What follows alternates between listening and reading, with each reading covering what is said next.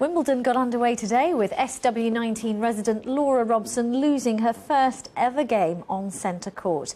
The 16-year-old who won the girls' title in 2008 was the youngest player in the women's draw this year. She was beaten by fourth-seed Serbian Jelena Jankovic.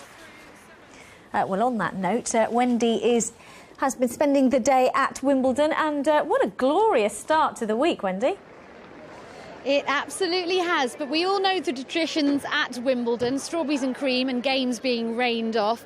One of the lesser-known traditions, perhaps, is that every year an artist is invited to capture the colour and the spirit of the tournament.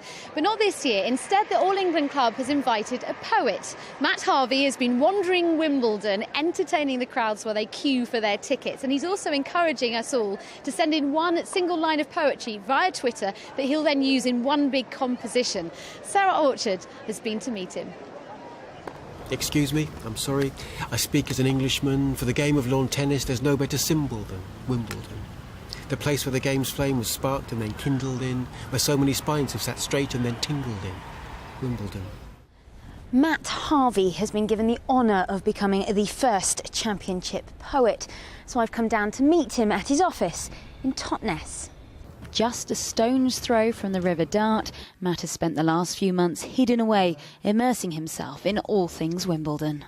I want to refer to the fact that everyone says, yes, Cliff Richard's doing a sing-along at centre court, and the strawberries, and the women's fashions as well. People want to talk about these things, and so I want to cover it.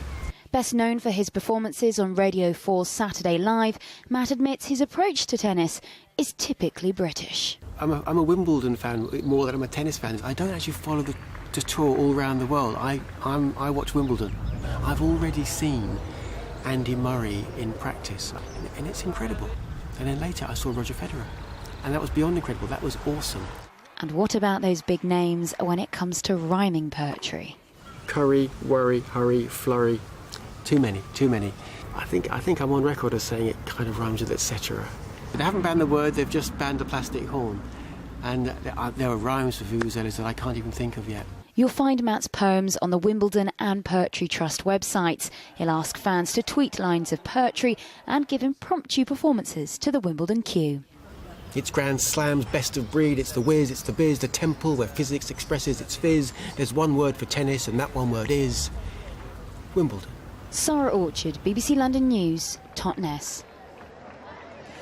I had a go at it this afternoon. I entered my idea on Twitter and don't think it'll make the final cut. Go and have a look for yourselves. It has been an absolutely beautiful start to Wimbledon fortnight, hasn't it?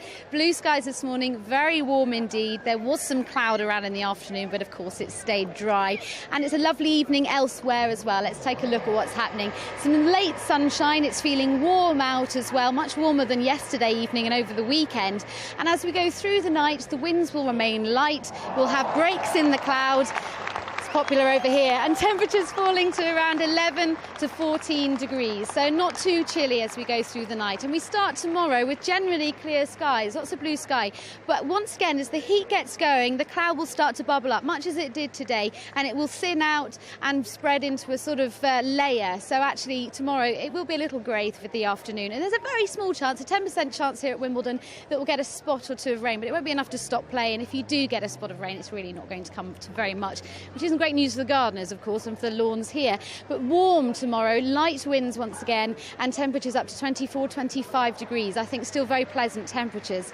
For Wednesday and Thursday, well, it's more of the same. Once again, some really decent sunny intervals. We've got generally light winds, and temperatures are always going to be hovering at least at the 20-degree mark at the coast, and up to around 25, 26 degrees perhaps in London, which is very pleasant for the time of year. So the outlook then, a great start to Wimbledon fortnight here and for the rest of the region as well. We've got plenty of sunshine to come. Yes, it will cloud over at times, but I don't think there's going to be very much rain to spoil things here or elsewhere.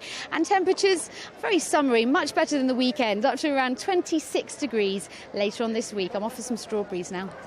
Enjoy. Sounds lovely. Wendy, thank you.